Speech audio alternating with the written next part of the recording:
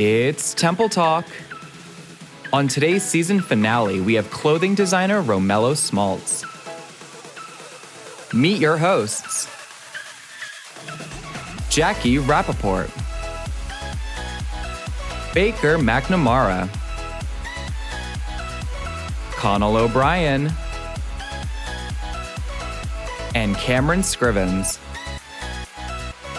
Also with Ashley Meir, Maggie Fitzgerald, Kat Ottenry, Sarah Casella, Cy Brigado, and Olivia Ricciero. From Studio One at Temple University, this is Temple Talk.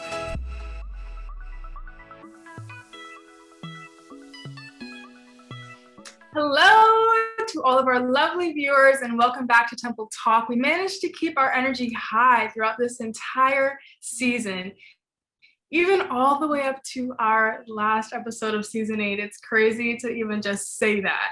We have such a cool episode for you guys. We have a clothing designer in the house, and our correspondents will surely keep you entertained as they keep it local and keep it vocal. Co-host, Orange Glad. Nice. Orange Glad we are finishing out the semester. I mean, thank God it's here. What are our summer plans? I need to know. I am super excited for the summer. I'm continuing my internship with QVC. Shout out QVC. It's the best experience. I'll be full-time 9 to 5. So I'll be a busy gal, but on the weekends I'll hit the beach, some cocktails, some happy hour moments. Just kind of have fun and be outside. I'm fully vaccinated. So hopefully I can just have fun and see the world again. I miss it. We love a 21-year-old. What about you, Baker? So for me, I'm kind of in the same vein as you, Jackie. I've got a summer internship lined up with CBS. Shout out CBS. So that's kind of what I've got mostly planned for the summer. But of course, it's my first summer being 21. So that is going to be a thrill ride. I can tell you that much. Connell, how about you? I am just gonna work a lot during the summer, and I'm a server, so that's always fun, you know. And then I'm gonna try and travel, and safely now that we're like allowed to travel. And I'm gonna visit a couple of my friends throughout the country and just see new places, take pics, and enjoy nature. And Love it. it's fun. Bispo. Love it. I'm also on the travel wave. Like, I cannot wait to just get out, experience new things, and I'm graduating. So that is just like a huge milestone and a new experience in itself. So I'm so excited for that. We're so proud of you, Cam. Thank you. It sounds like we're gonna have such a great summer. I'm so proud of you guys, all of you guys, honestly. You guys are rocking it. But though this is our last episode at the virtual table together, don't think we aren't about to spill some tea, and I know it's piping hot, so let's just jump right into our first story. Now, guys, 2-time Grammy Award winner Lil Nas X recently received a great deal of backlash following the release of his song Montero, Call Me By Your Name. The song's music video has been widely controversial, many saying that he was worshiping the devil.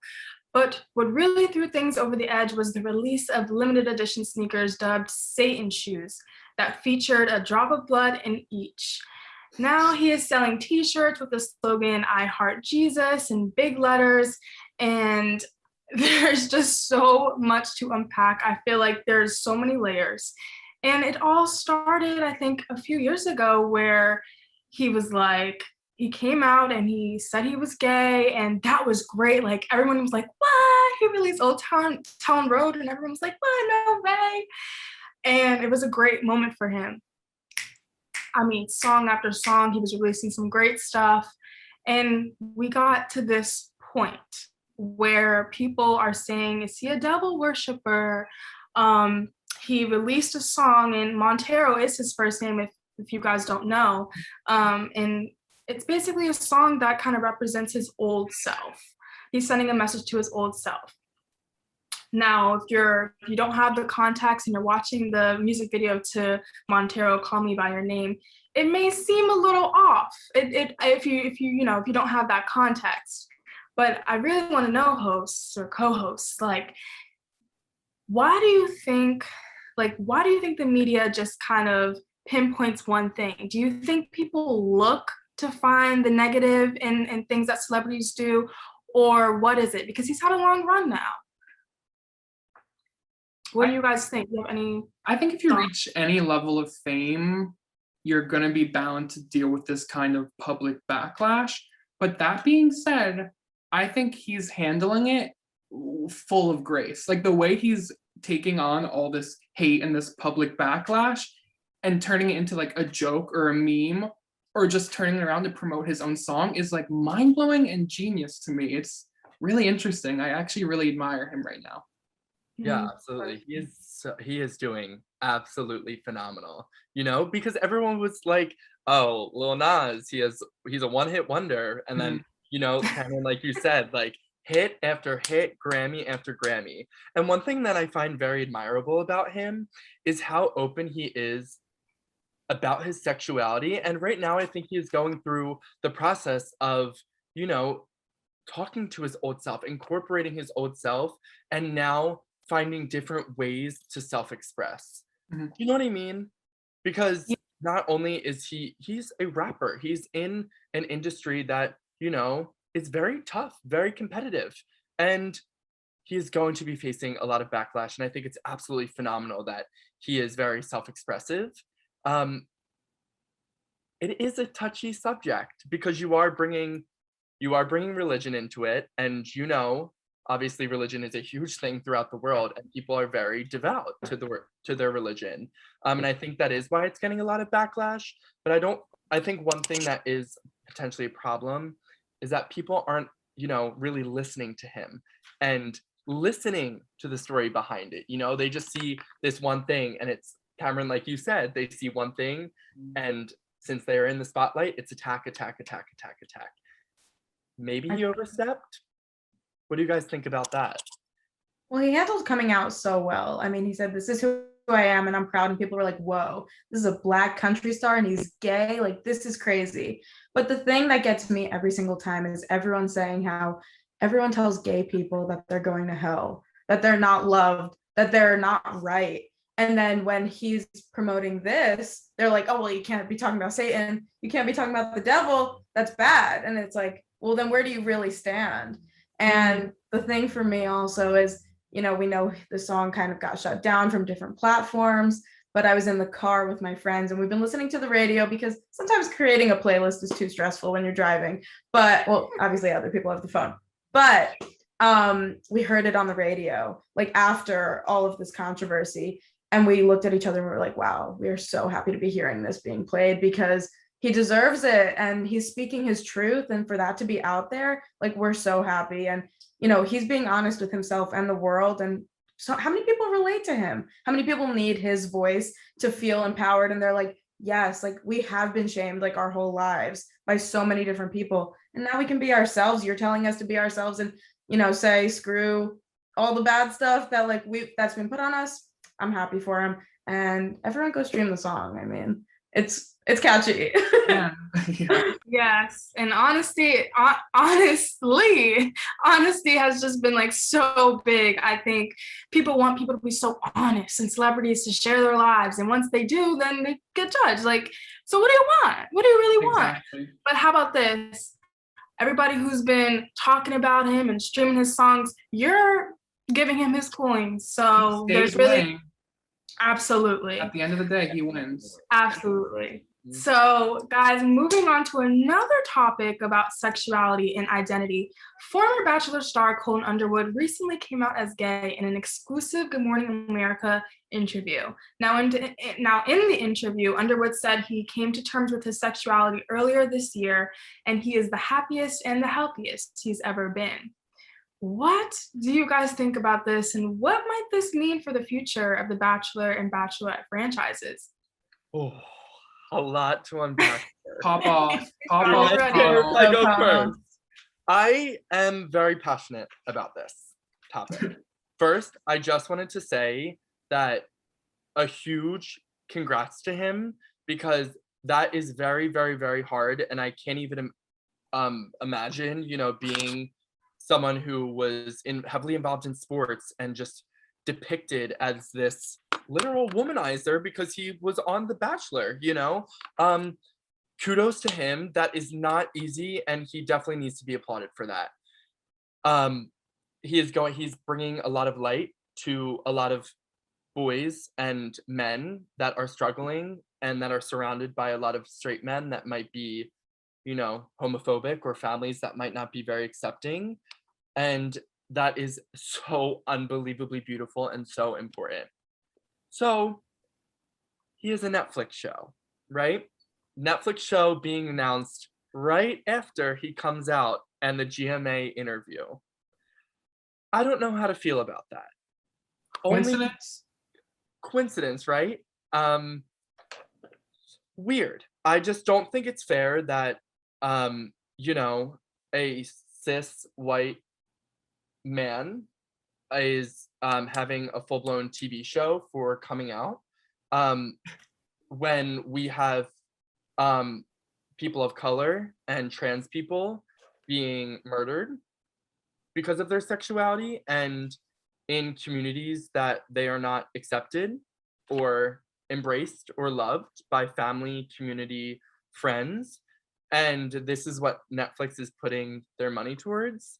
That doesn't sit right with me. What do you guys think about that? How about just the fact that he's already had his spotlight? Literally. How about just that? He guys, like, I don't know if you guys really watched The Bachelor, but his season, right? Like, crazy, whatever. But after you leave The Bachelor, you are a celebrity and a star. Like, he's had a show on, I don't think it was Quibi, but it was another app that he had a little podcast on, or a little show. He had his time. So happy for him. He came out as gay. So happy that he's open and he's the healthiest he's ever been. And this is like crazy because this is the first time in Bachelor Nation that a bachelor has come out and really expressed their sexuality. But he had his time. What do you think, Jackie? I feel like what else can he do? Like, I don't know. You bring up a good point, and I think about going forward with the show, you know, how problematic it kind of is. Like, it suggests such a binary, and I think only cis people have been on the show, and it's kind of old-fashioned at this point. I mean, you know, not everyone is like straight. There's a spectrum, and it doesn't allow for that. And I think it's just I think the show is problematic in its own way. But I heard something else, maybe like he didn't have the most safe background, maybe some stuff with abuse, and they're still putting that spotlight on him. So I'm like super happy for him. But at the same time, like, who are we giving the spotlight to? And like you said, he's had it. But on a lighter note, I did see something where Billy Eichner from Billy on the Street interviewed him and said, "Hi, I'm Billy and I'm gay." And he was like, "Are you?" Or something along those lines. And he was like, crickets. And they're like, "This aged well. This aged very well." So I don't know. I just hope that he is happy in finding his truth, but at the same time, like, you know, we need to show the right people. Netflix invests money sometimes in the stories that maybe have been told already, or the ones that we don't need to see as much because there are so many other things we do need to see. I mean, where's the education in this? Connell said he's cis and white. Yes, like, there's not that much to learn from him at this point. Like, there's so many people we could be learning from. So Netflix, where are you putting the coin? First it fairly, please. Exactly. Baker, any like final thoughts on this? Yeah, so my final thoughts are just his intentions I commend him for coming out, but his intentions to me are a little bit blurry. Like, you're gonna come out over a Good Morning America interview, and then an hour later, you're gonna have a show deal with Gus Kenworthy. And there's also rumors milling around that you're abusive and your wife has a restraining order against you. And then you're going to come out as gay and then have a new show. It's like, and you're going to sweep that underneath the rug. That rubs me the wrong way in this entire situation. And that's kind of where I lie. Two really, really heavy topics. And we have to like stay tuned and keep updated with the pop culture just to see how this is going to go and what people are saying. But guys, we do have to take another break. So sorry. Like, I'm so sorry. This is such a good one. I don't know about you guys, but after all of that, I need a break. And luckily, our correspondent, Maggie Fitzgerald, is here to save the day and give us just a little taste that is bound to be refreshing. Check it out. Hey guys, it's Maggie, and I'm reporting right outside of Charles Library, about to head over to Saxby's to check out their new collaboration with Okie Dokie Donuts. Let's go check it out.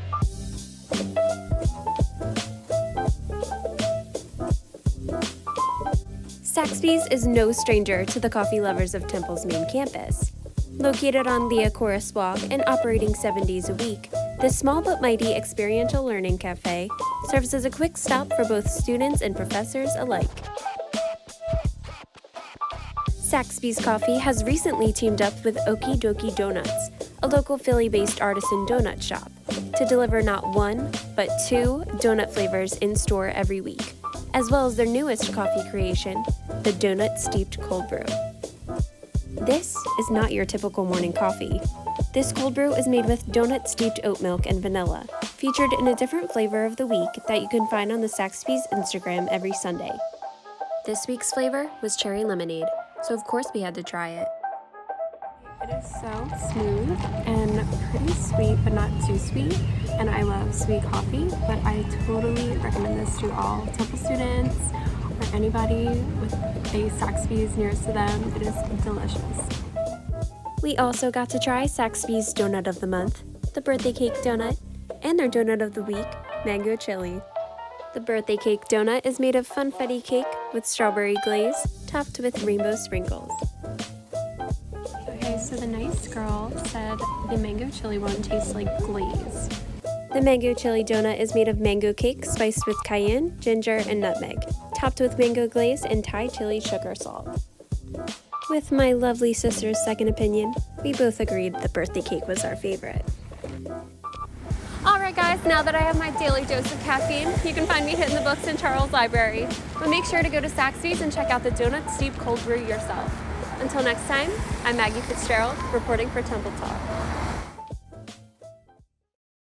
Welcome back, guys. Khloé Kardashian recently made headlines following the release of an unedited and unapproved image of herself.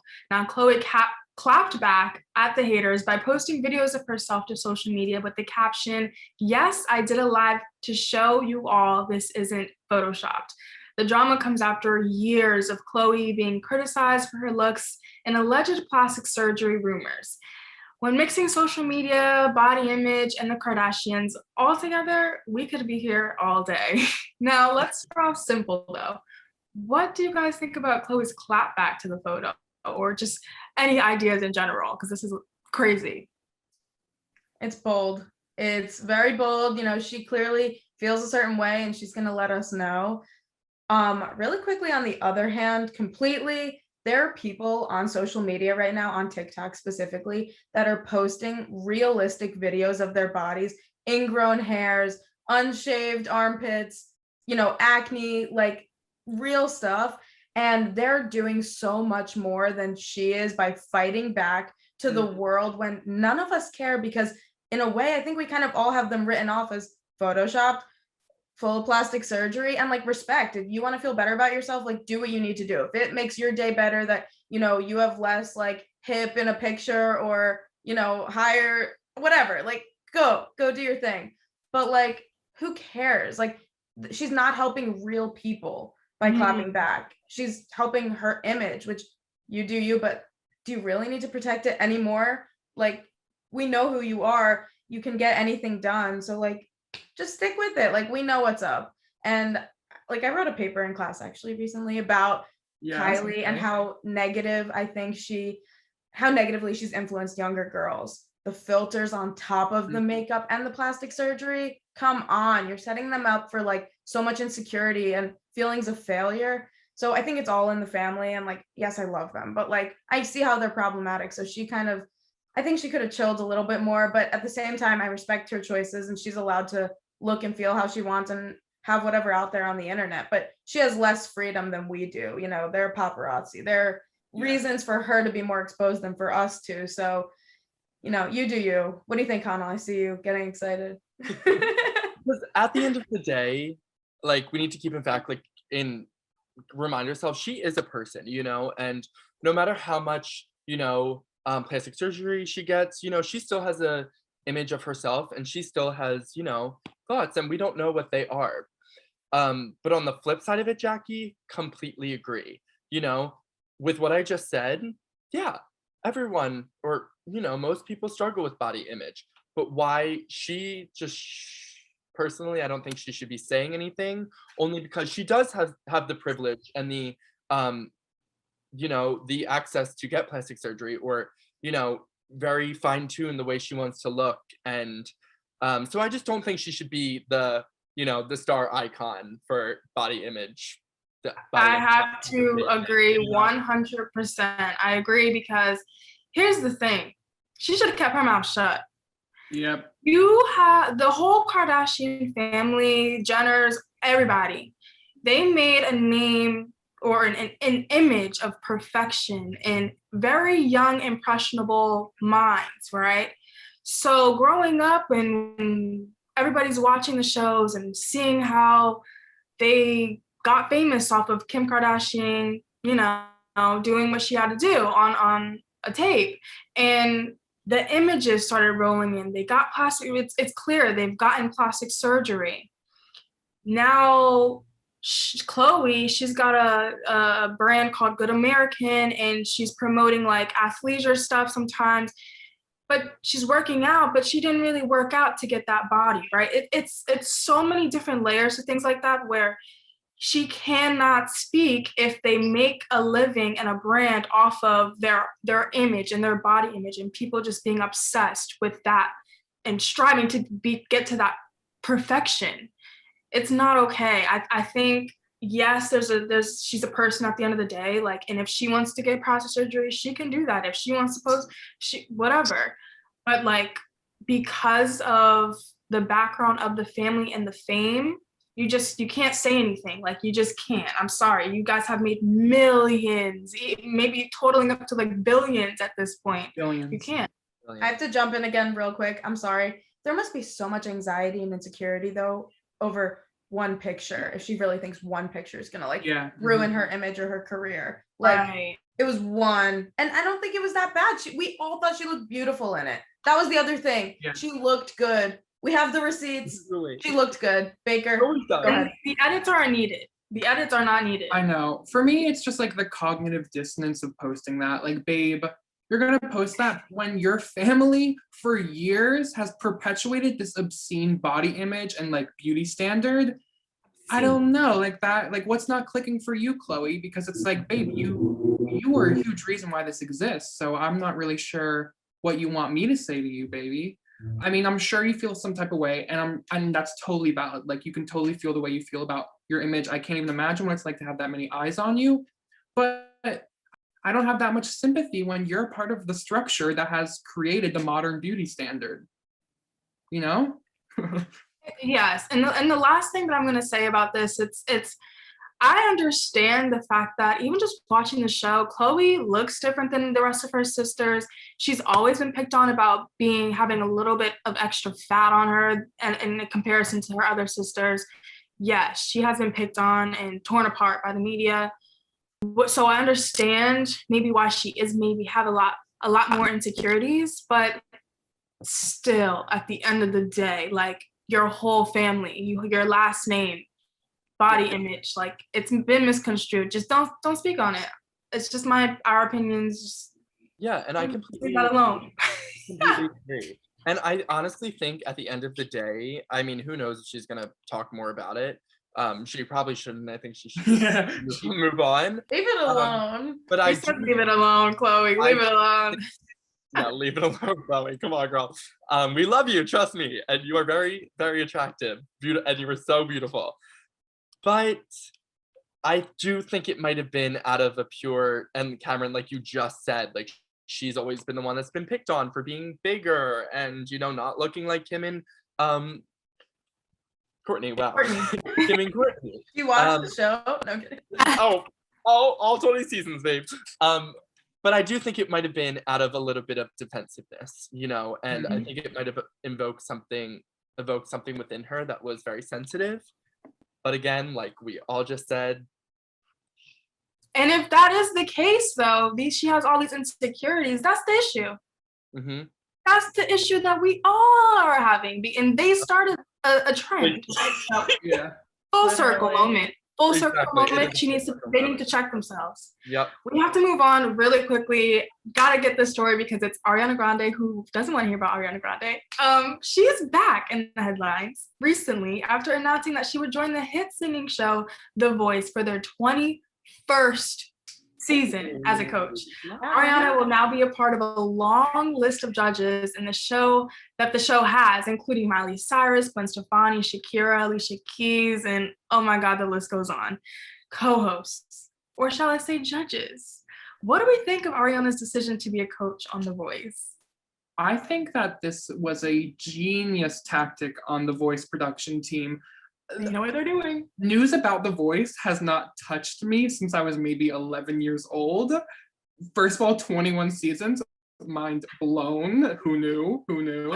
So this was a genius play. Like, they might actually get me to tune into The Voice for the first time in like 10 years. So kudos to them. I don't even know. It's not a love to know. I need to know how fat the check was to Ariana. I don't know how they booked one of the biggest mega pop stars ever for their show. AP Joe told me it's millions. She's getting millions off of this. It better be tens of millions, honestly.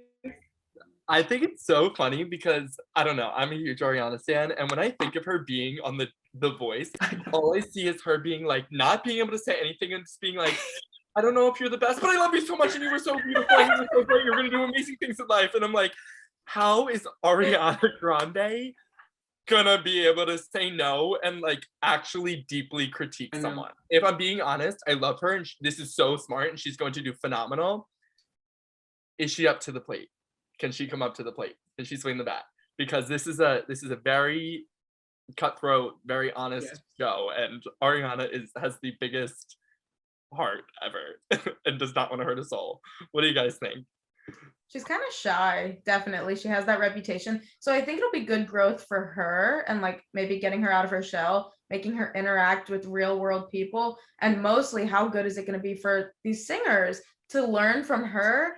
I mean, that's like the once in a lifetime opportunity. Like, who has a better vocal range like these days? Like, she's in the top 3, right? Like, that's who you think of when who can hold a tune like the best. So good for them. I mean, it's crazy. I kind of heard it and I was like, oh, she's on The Voice. But like, honestly, good for her. Good for the show. The ratings are gonna, including all 4 of us. Yeah. So absolutely. Good job.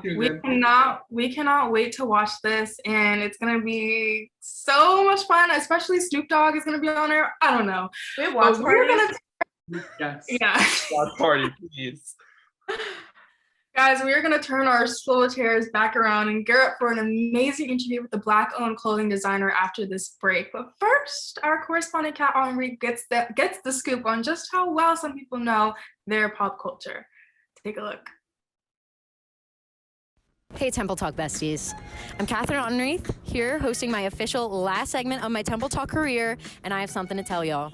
We are playing This or That on Temple's campus, Pop Culture Edition. Let's go see what people are talking about. Let's go. Masked up? I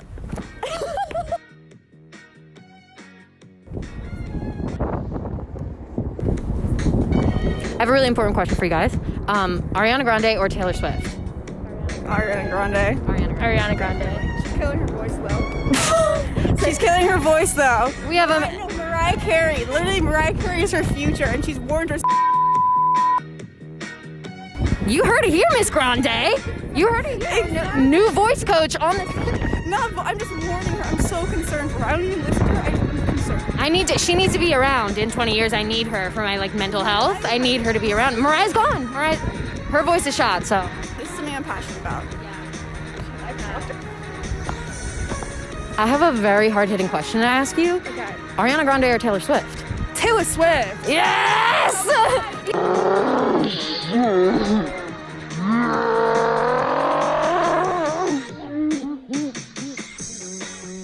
Ma'am. I just have a quick question. Pete Davidson or Machine Gun Kelly? Pete Davidson. Shoo, right answer. Hello, ladies. I have a quick question for you both. Machine Gun Kelly or Pete Davidson? Pete Davidson. Pete Davidson? Pete Davidson. Right answer. Respect. All right, Temple Talkers. I am here in the garbage-filled flower petals to tell you that we have an overwhelming adoration for both Pete Davidson and Miss Ariana Grande, the winners of today's segment. Thank you so much for tuning in. I'm Kat Ottenreith, Talk to you next time. Hello, everyone, and welcome back to Temple Talk. We are now joined with our lovely friend Mello, who is a self-owned business owner for Time to Be Great. Mello, welcome to Temple Talk. We are so unbelievably happy and enthusiastic to have you on the show. Do you want to introduce yourself and tell us a little bit about your business and maybe how you got involved and just the beginning of the process and everything that started it? Well, actually, I started it my senior year of high school, but I didn't really take it seriously till I was probably maybe a sophomore in college. It was just more of a phrase at first, to kind of get my teammates going and get them believing in themselves. And then once it caught along from my classmates, my teammates, and teachers around the school, I was like, you know what, I can further this along. But once college hits, you're all focused on school, you know what I'm saying? And I didn't really take time to kind of worry about the clothing line aspect of it. But once, I started doing fashion shows and my designs became more like better, I just became more in love with the process of it. And it kind of took on a whole life of its own. People started liking my stuff. I started doing skits, even little TV scenes with my clothes in it. AAU teams like having design uniforms, and it's the process is it's a struggle at times, but I like the challenges of it, of trying to get better in the process of it. So. I'd be curious to know, can you walk us a little bit through your design process and what it's like from conception to the actual final product for you? Yeah, so it changed every year. It changed every year. Because so in the beginning, I relied on other people's opinions for designs because, again, I was more of an athlete in high school. So I didn't have the designer mind. So I was always around athletes. So I would kind of get their opinion, because back then I couldn't draw for anything. I could not draw. So I would have them draw it out. I would have them sit there, and then I would just kind of look at them like, eh. So once I started hanging out with more designers and models and, people like that, the process gradually changed. So now what I'm doing now is I rather design myself, even if it's ugly or not, I still draw out the design. And then I take it to a laptop. I kind of see it of what, how it would look turned around this way.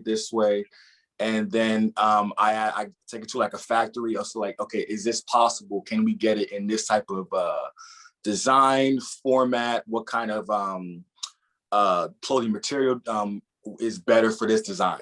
So that's probably the process I have now that I've had for the last 2 years, and it's worked pretty well.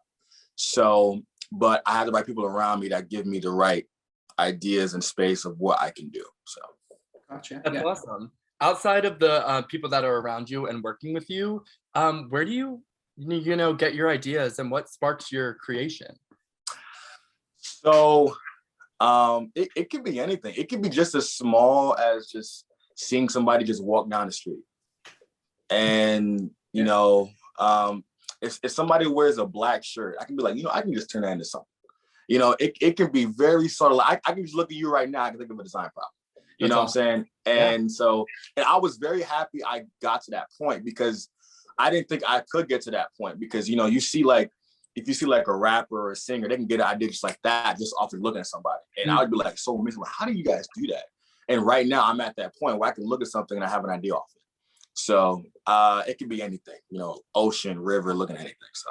How did you get to that point as a designer? Because you said you started off as an athlete primarily. So what do you think it was over the past few years that kind of have brought you to this point where now you can kind of take inspiration from anything?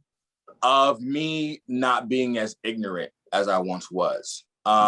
Because as an athlete, I thought of only athletes.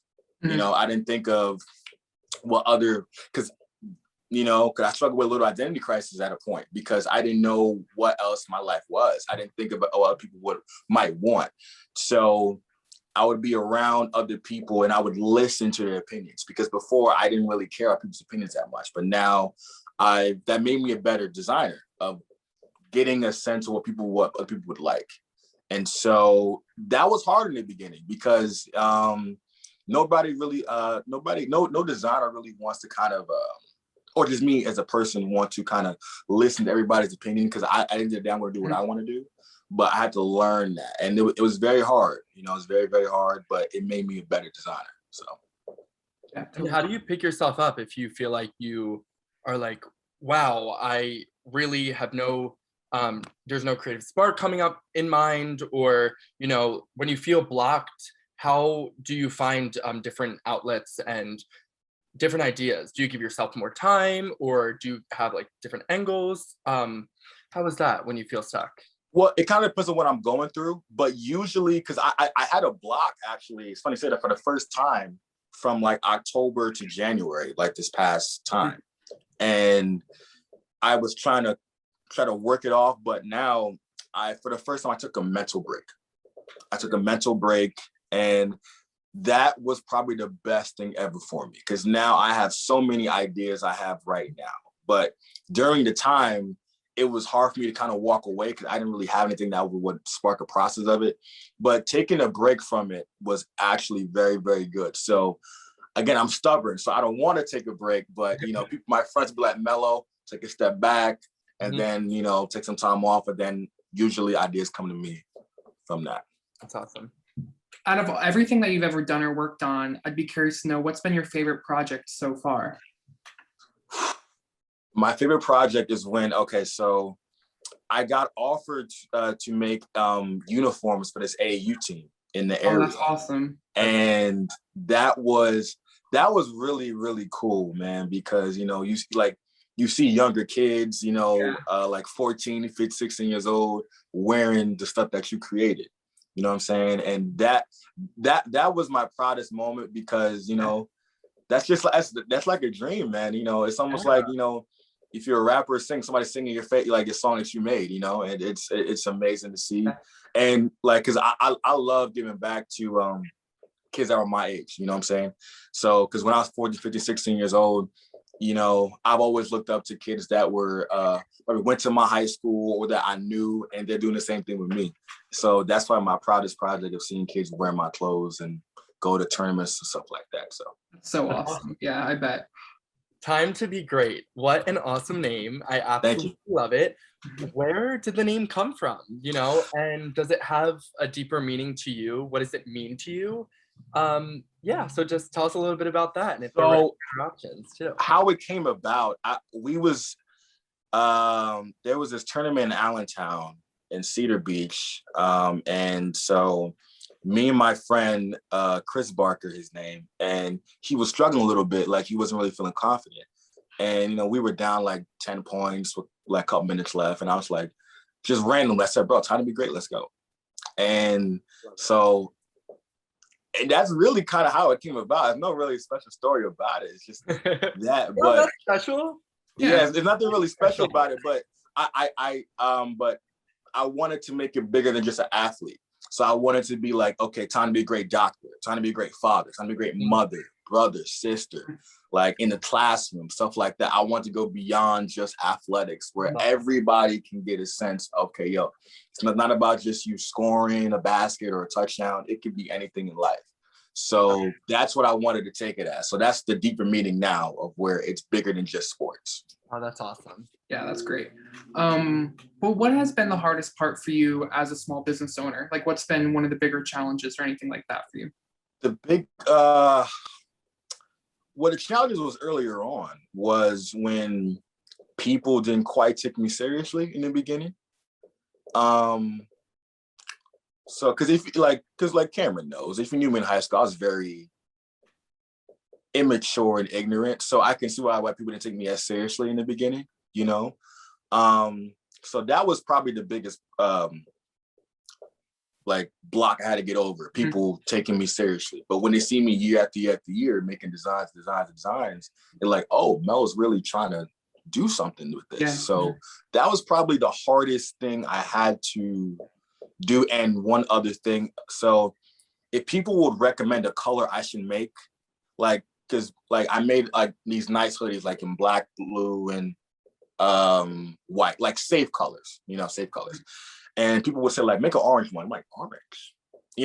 I had to kind of expand my horizon of thinking. I'm like, oh, orange, maybe like a lemon green, stuff like that. That's another process I had to get to too, because I could make it, but they'll like it. Like, I may not like it, but if it sells, it sells. Exactly. So that's another process too. I may not like the design, but if it sells, I got to go with it.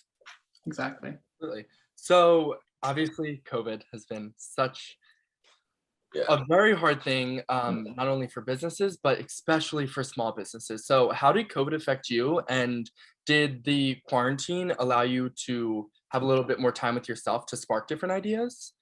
Absolutely, 100%, 100%. So, when COVID started to hit, I couldn't do as many photo shoots because I would have maybe 10, 11 people. I had to limit that to 3, 4, where we're all spaced out, with masks on, obviously. But it was a blessing in disguise. It was a blessing in disguise. So I would have time to myself. I would write scenes. I would write skits. I would write really like a whole bunch of stuff. So, but it was definitely a learning curve for me. It was really a learning curve because, also not being able to see people because I'm very outgoing. So that was definitely a hard part in that as well, because I like talking to people, seeing people. So that was definitely a learning curve I had to kind of do. Do you have any advice for anyone, any viewers who may be watching right now who are trying to start their own small business? Patience. And I'm a hypocrite because I like, it's hard for me to have patience, but it takes a lot of patience, and you need to believe in yourself as well, because I'm very confident. I'm very, very confident. And your confidence can be waned in the very beginning because people don't know how hard it is to do like any small business, but you need to stay true to yourself. You got to stay confident in your ability and do not let it waver at all. Keep working as hard as you can. Don't let it waver. That's awesome. So do you have anything you could tell us about what's coming up next or some of your big goals? I know you might not be able to say everything, but no. I'm gonna give a little sneak to what I'm doing. So, so as I'm releasing lingerie. Ooh, nice. I'm releasing lingerie. I love it. And it's funny because when I first started it, when I was like 17, I remember my friend who was in class together, and he was like, "Mello, you should do lingerie." And I'm like, "Come on, bro." No. I'm not doing it. Again, I was an athlete mind thinking, I'm saying? I'm not thinking of that. But now that's a beautiful idea. So I'm getting like, how robes, you have like nice robes, stuff like that. Like for men and women, I'm doing that as well. So boxers. So I want to take a next step. Like before it was more urban street wear. I want to take it to another level of where it can be, sexy, romantic type. And so I'm designing it right now, but like the type of colors I would want, because I don't want to be safe anymore. I don't want to be in a box. So I'm really excited for that. I can't wait till it releases and drops, because I know people can be like, "Wow, Mello, like I didn't know you had that." I'm like, "Yeah, I didn't either," but it was, it's on the way real soon.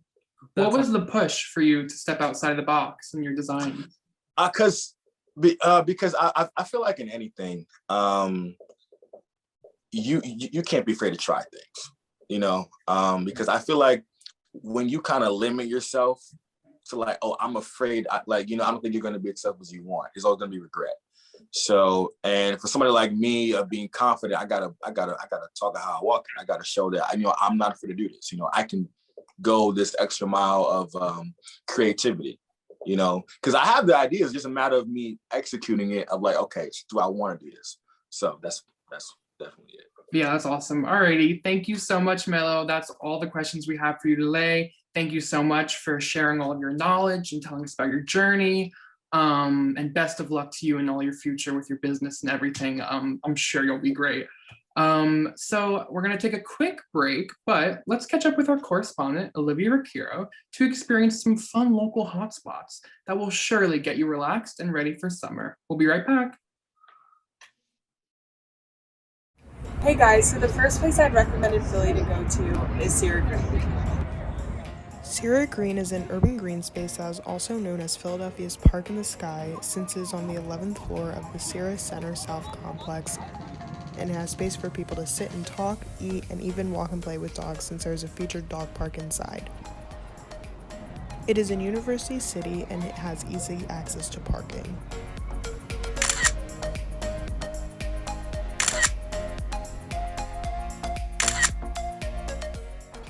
Penn's Landing is a known attraction in Philly due to the waterfront as well as Festival Pier and having multiple sit-down areas and food places. The waterfront is a relaxing area to watch the water or just walk around, and even features the Independence Seaport Museum.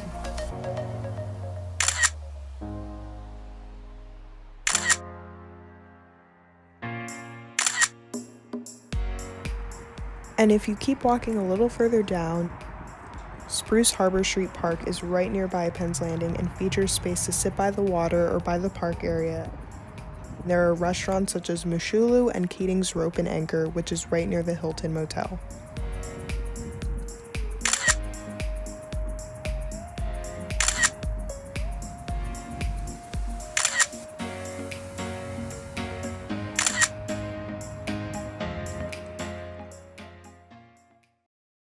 Well, welcome back to Temple Talk, everyone. We are joined by our lovely correspondents. We got Sarah Casella and Ashley Muir with us. Now, diving right into our story, many celebrities have recently decided to take a break from social media and deactivate Twitter. Stars such as Hailey Bieber, Chrissy Teigen, and Emma Chamberlain have all decided to take a step back from what they say is a very toxic environment. However, Twitter queen Chrissy Teigen just couldn't stay away. She recently announced that she will not be silenced and is back on the app. Oh. So what do you guys think? Does social media have a negative impact on celebrities, and why are they all leaving Twitter? Can't handle the heat, get out the kitchen is kind of what I say on this topic. Like, you're a celebrity, you're allowed, like, people are allowed to criticize you, you're in the public eye. You need to understand that, like, especially Twitter, like, people go on Twitter to talk about celebrities, talk about pop culture. So yeah, you're gonna come under fire. That's kind of just the name of the game as a celebrity. I mean, at least you're not, like, compared to how people used to treat celebrities in the past, like the way tabloids used to talk and treat celebrities, not like what people do on Twitter, not necessarily as bad as what people used to say about celebrities long ago, you know? Mm-hmm. Yeah, but it's actually funny that we're talking about this because in my class today, my professor was talking about how once you're in the public eye, you're kind of giving away that privacy that you had. So you can't even be mad when people are invading it because you wanted that in the first place. Exactly. And one thing is, like, I think Chrissy Teigen and Emma Chamberlain are like on two polar opposite spectrums when it comes to this topic. Because Chrissy, girl, you give it. Like, you literally She loves stirring the pot. And I'm like, yeah, she's like, hello everyone, I am back on Twitter. And Emma Chamberlain is like, I'm unproblematic. I don't want anything near me. You know what I mean? So there's definitely two very different sides of the spectrum. But like the thing with Twitter is like they get quick backlash. And I'm gonna give it to them though. Celebrities are people at the end of the day. I keep saying that in this episode. But there are some people out there that tear them to shreds, you know, especially after very sensitive topics, like opening up about Chrissy's experience, you know, with her miscarriage. Like, people are evil. So, like, I understand, but, like, taking away Twitter isn't going to stop people from talking about you. But, you know, you guys have anything else to say about it? Well, like, as someone, I don't really use Twitter, so is it actually like, do you guys actually think it's worse than other social media, or like why is it Twitter that like people are kind of turning away from? This is also a question that I had because I'm like, first of all, love all these celebrities, right? But Chrissy Teigen, she says things that get people going. Like, now that she has political statements, like she touches on a lot of different topics, right? So you're automatically going to get people who are not going to agree with you, and they're going to say what they want to say because it is social media, right? as far as like the whole, like she left and she came back, then there was no point of leaving. Like it's okay to take a hiatus from social media and just kind of like not be on it for a few months or however you need. But like to say, you know, I'm not, like it's such a toxic environment and like I'm off. And then to come back, listen, I'm with you, Sarah. Like I don't really mess with Twitter anymore. I just kind of go with the trends and stuff like that. But I don't think it's like horrible. I think each app is the same. It's just Twitter, you get quicker responses. Yeah. I think dramatic. Go ahead, Ashley. No, I was just agreeing. You go ahead. Like the dramatic exit did not need to happen because like you said, like dramatic exit, she knew she was gonna dramatic exit and then one day be like, she loves it. She loves it. Right. She loves it or not. She loves the attention. She loves the drama. It's what keeps her relevant. It's what puts money in her pocket. Like, you know what I mean? Like, come on, girl. Especially Chrissy specifically, like talking about celebrities, focusing on her. Like, her whole thing is being like a troll on Twitter and like poking the right. whatever. Like, come on, girl. I think our blood is just boiling and we can talk about celebrities on social media all day long, but we have to switch gears just a little bit. And we're gonna talk about how Demi Lovato and Taylor Swift both dropped insane albums recently, leaving us all with different emotions. Demi dropped her new album titled Dancing with the Devil, The Art of Starting Over, where she courageously goes in depth about her journey with addiction and how she's blossomed into the brave woman she is now.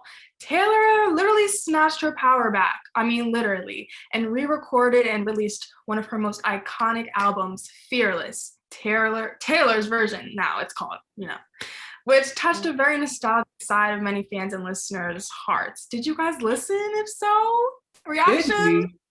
Did we listen? Of course, babe. We all listened, I'm sure. I'm not really a big Demi Lovato fan. I loved her back in like the camp rock days, and then I kind of grew out of it. But Taylor Swift is somebody that I've always loved, and I loved that she kind of like you know, when you're listening to her older songs and you listen to the new one and you say like a word quicker than she does in the new one, and you're like, okay, I see what you did there. That happened to me a couple times, and I'm like, okay, I can vibe with this because it's like you can tell that it was something that she really wanted to do. And I know Cameron loves the song Mr. Perfectly Fine. And it just reminded me of when I was in high school and like I had a boyfriend and we broke up, and it just seems like the perfect song to fit that scenario.